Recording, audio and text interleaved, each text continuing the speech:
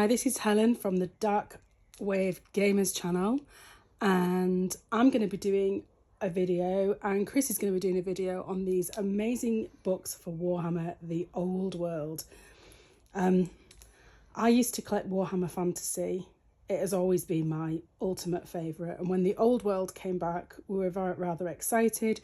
But before we jumped into buying armies, we decided to get hold of a copy of Forces of Fantasy and Ravening Hordes. So Chris is going to be taking you through Ravening Hordes, and these are what people would say are the good guys. So it's an amazing hardback book. It's really, really packed full of information. It's huge. On the back, you have a really good picture there of, it looks like the Tomb Kings of Kamari and the Bretonnians about to have an epic battle. And it basically on the back just says, it is a dark age, a bloody age, and an age of strife and war, of chaos and sorcery. So that to me is just hugely old worldy.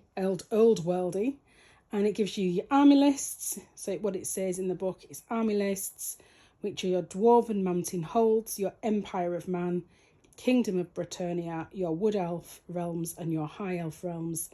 You've got your fantasy realms and the Forces of Fantasy, about the showcase of what is in there, and the heavy metal team paintings. So I'm going to show you the first page as you open it. Look at this amazing map. If Chris can get all of that on the camera. Chris is being cameraman today. Say hi, Chris. Hi, everyone. So this is the a map here. So anybody who plays Sigma may have heard of some places when they've talked about the history of some of the Sigma things, of the armies, but this is the Old World map here, with loads and loads of like factions and places and these amazing shields and chaos symbols. So that just is so amazing. Look at the artwork. There's dragons in the corner and everything. So, and then that piece of artwork. As soon as I opened the book and saw that, I was so excited. What did you think when you saw that piece of artwork, Chris? I thought it was amazing. I think they're just really, really nice books. You kind of get like a sort of nostalgic feel when you look through. So I'm going to find some interesting things to show you. So if anyone's on the fence about the Old World, which is what me and Chris were kind of still on the fence about, we thought if we get these books and have a look at exactly what is going to be out for Old World and has the full army lists, we would make a start with these books. Now the whole idea of Old World is they are releasing 5 good armies, or good guy armies, and 4 bad guy armies. So there'll be 9 armies in total, which will have old sculpts and new ones, and they will be covered by these books. You can see they're quite thick, but also at the same time, and I'm just going to pick one up that I've got, you can then buy a supplement for your own army that you're interested in. And there's just a supplement here, which I'll go through at another time, but there isn't loads to it, but it does give you more artwork, more army lists, for more characters and a bit more history and in-depth bits and bobs.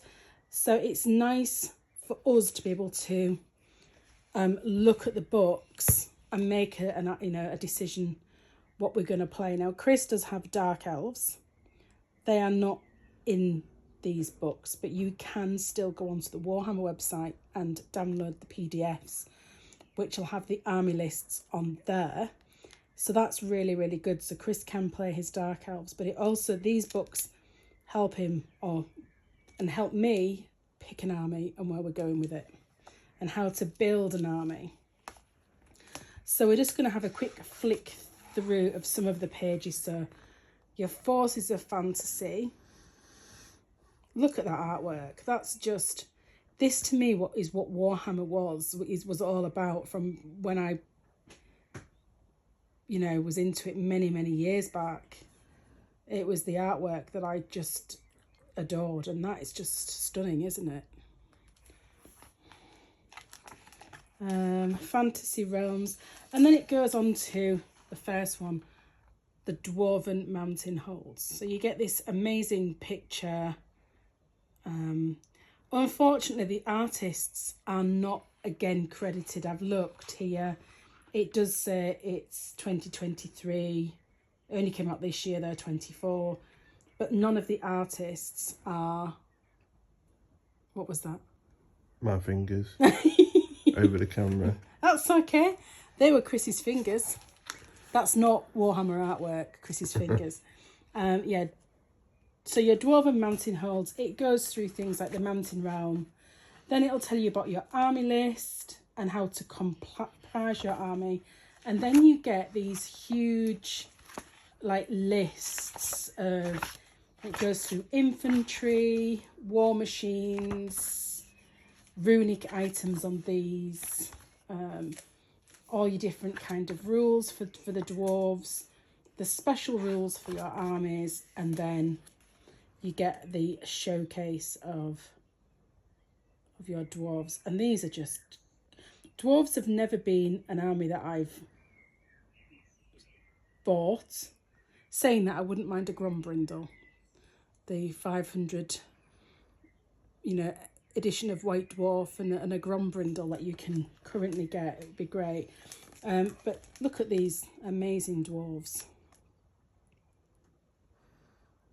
I think the cannon's really cool. Yeah. Oh, there's some...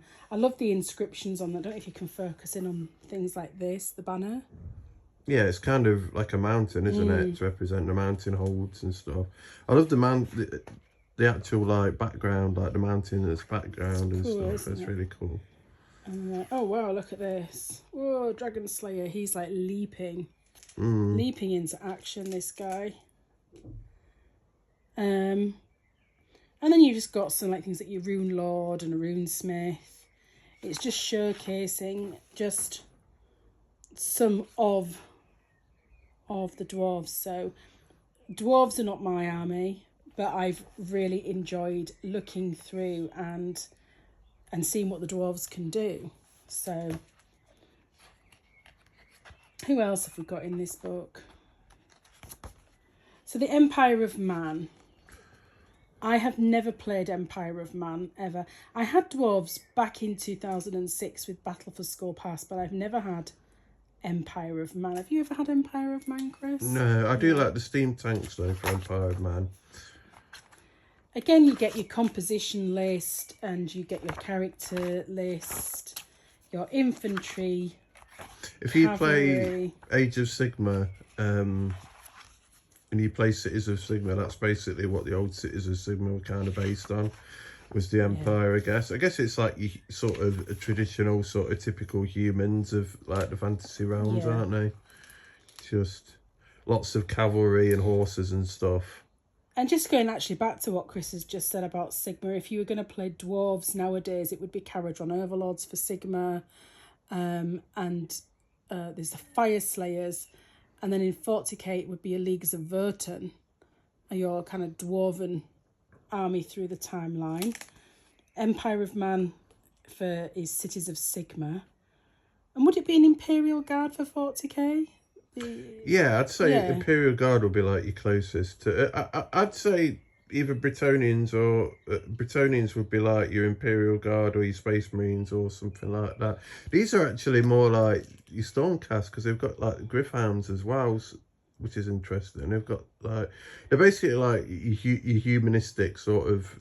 They're all kind of the same. They all kind of tie into each other, don't they? The human, like, forces, you know. So after the Empire of Man, then we've got the Kingdom of Bretonnia. Now, I love Bretonnians. This is an army that I absolutely would love. The boxes are never in to everywhere I've been to get one. It's either been the box hasn't been in or I haven't had the money for it. It's just been one of those things. Bretonians for me are like your Arthurian kind of knights in shining armour, and even though they are very much to me a bit like Empire of Man in some ways, to me they've got more chivalric. It's definitely more of a medieval theme with these. I think Arthurian, medieval.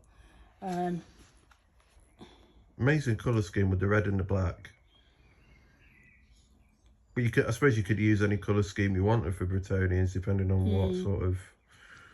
And Cities of Sigma are quite a similar colour as these. I think they're a lot of those we get seen from the Warhammer. I just noticed up here the lady up here at the top. Yeah, the kind of Bretonians are kind of split, aren't they, between like poor, like sort of protest type guys, and then you've got like your sort of like nobility and hierarchy, I guess. So you've got blessings here of the lady, it says. So you've got the lady here giving her blessings on her. So it's very knights in shining armour, chivalric. If you want a chivalry army, but you know, but with Pegasus, you know, it's not really as militant, I'd say, as the Empire of Man. A little bit more sort of like, as Helen said, like questing knights, yeah. Knights of the Round Table. So this is why I got this book, because it's Wood Elves. So anybody who knows me will know that I love Sylvaneth. I play Soulblight Gravelords as well, so I do have a bit of a death thing going on, but my ultimate favourite, apart from Squigs as well, are Wood Elves and Sylvaneth.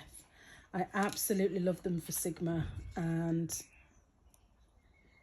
this is your Wood Elves realm list. And I didn't get Wood Elves the first time round. I stuck with Orcs and Goblins, which is what I'm going to have again for my bad guy team.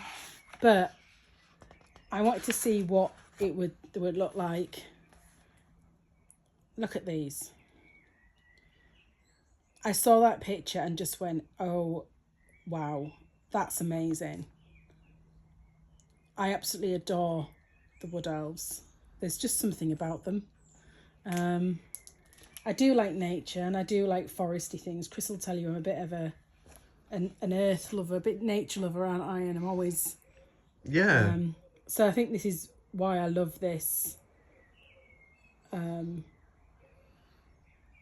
up here, you've got them on eagles, the back, which you can just see.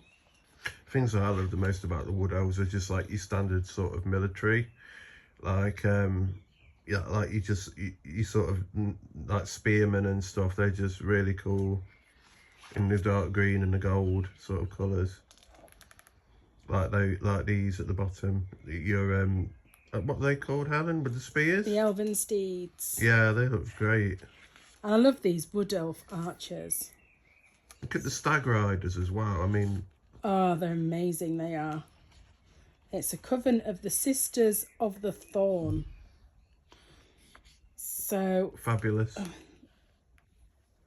I don't know if it's the colour scheme or whether or not it's the army or whether it's both, but that to me is just amazing. Yeah, they look totally badass, don't they? And the next pages are Chris's army. Oh, the High Elves, yeah, of Ulfwan. Yeah, Chris is a bit of a High Elves fan, and you also have Lumineth Realm Lords, don't you, in Sigma? I'm a big elf fan in general. I love my elves. And you got your Dark Elves as well, haven't you? Yeah. And these are your... I mean, what a beautiful army. Look at the obelisk as well in the background. And they are a good-looking army. And they've got like lions on chariots pulled by lions. How cool is that? I think the dragon now is like... That's just awesome. That's just so cool. Look at the dragon there. Yeah, you've got eagles there as well, and you've got these archers. Yeah, they're very smart. I've got a thing for archery anyway. I used to do archery and Yeah, this was the page that made my jaw drop. Just some of the cool things like the Phoenix Guard and stuff. It's just... This is a sky cutter.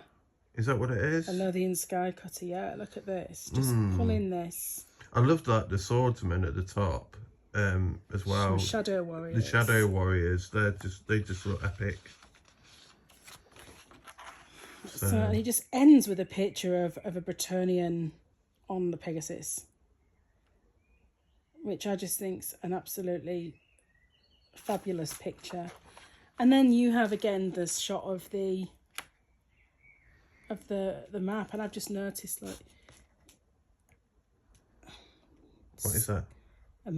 A bad moon, so squigs will be in this area. So yeah, I think each like map is sort of so each area is represented by a certain army or whatever, you know. And going slightly off topic though, very slightly, and talk about squigs, we will have to one day put up a small video of our pet squig. Chris has a new frog called Pumpkin. Yeah. It is a Pac-Man frog, and it's this ball, basically, that bounces around, and it looks like we've got our very own squig. So yeah, so this book will be... So you have the rule book, the big rule book. This will go alongside the rule book if you're playing any of these armies that are in this book. And then obviously you can buy supplements to go with your army. So you could have your 3 books that you'd have together and your army. And that is everything you need really to play. And you don't need these. You know, you've got enough things in these books. These are just like an extra thing. But that's that one. And Chris is going to go through the other version of this, the Ravening Hordes, at some point very, very soon, aren't you, Chris? I am.